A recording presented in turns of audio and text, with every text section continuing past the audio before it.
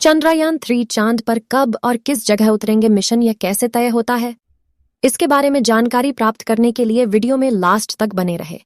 Chandrayaan-3 versus Luna 25। Landing से पहले चंद्रयान-3 और लूना 25 चंद्रमा की कक्षा में हैं। दरअसल लैंडिंग तिथि और जगह का चयन कई कारकों से होता है। 23 अगस्त वह तारीख है जिस दिन चंद्रमा पर दिन की शुरुआत होती है। अवलोकनों और प्रयोगों के लिए अधिकतम समय मिले, इस लिहाज से चंद्रयान-3 का चंद्र दिवस की शुरुआत में उतरना जरूरी है। भारत का चंद्रयान-3 और रूस का लूना 25 चंद्रमा की कक्षा में प्रवेश कर चुके हैं। शुक्रवार को चंद्रयान-3 के लैंडर मॉड्यूल की गति धीमी डीबूस्टिंग करने की पहली प्रक्रिया सफल रही और अब वह चांद से महज 113 किमी की दूरी पर पहुंच गया है। वहीं रूसी मिशन 21 अगस्त को चांद के दक्षिणी ध्रुव पर सॉफ्ट लैंडिंग करेगा। इसके 2 दिन बाद 23 अगस्त को भारतीय मिशन भी दक्षिणी ध्रुव पर ही चांद की सतह पर उतरेगा। दुनिया की निगाहें भारत और रूस दोनों के मिशन पर टिकी हुई हैं। दोनों मिशन अपने उद्देश्यों में सफल होते हैं तो रूस और भारत क्रमशः पहले और दूसरे देश होंगे जिन्होंने चांद के दक्षिणी ध्रुव पर सॉफ्ट लैंडिंग कराई है। इस बीच हमें जानना जरूरी है कि आखिर भारत का चंद्रयान-3 मिशन क्या है, रूस का लूना 25 क्या है, चांद की सतह पर कहां और कब लैंड करेंगे दोनों मिशन, ये कौन निर्धारित करता है। आइए समझते हैं। चंद्रयान-3 मिशन चंद्रयान-2 का ही अगला चरण है जो चंद्रमा की सतह पर उतरेगा और परीक्षण करेगा। इसमें एक प्रणोदन मॉड्यूल, एक लैंडर और एक रोवर है। चंद्रयान-3 का फोकस चंद्रमा की सतह पर सुरक्षित लैंडिंग पर है। मिशन की सफलता के लिए नए उपकरण बनाए गए हैं। एल्गोरिदम को बेहतर किया गया है। जिन वजहों से चंद्रयान-2 मिशन चंद्रमा की सतह नहीं उतर पाया था, उन पर फोकस किया गया है। चंद्रयान-3 ने 14 जुलाई को दोपहर 2:35 बजे श्रीहरिकोटा केंद्र से उड़ान भरी और सब कुछ योजना के अनुसार होता है तो यह 23 अगस्त को चंद्रमा की सतह पर उतरेगा। मिशन को चंद्रमा के उस हिस्से तक भेजा जा रहा है जिसे डार्क साइड ऑफ मून कहते हैं।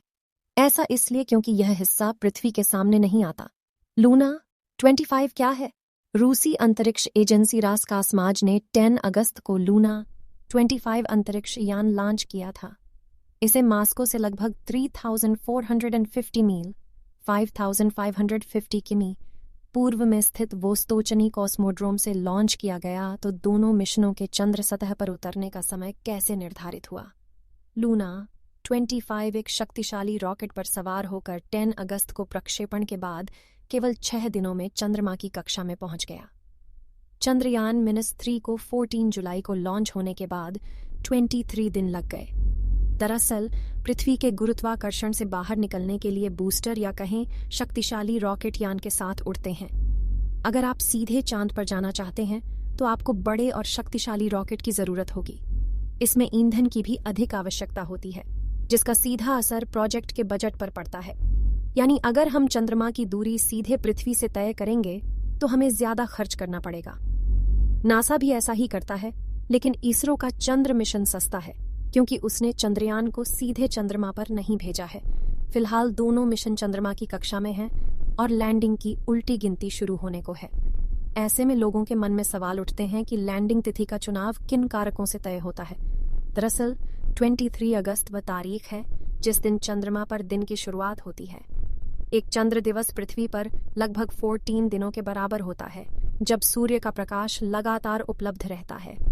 चंद्रयान-3 के उपकरणों का जीवन केवल एक चंद्र दिवस का ही होता है।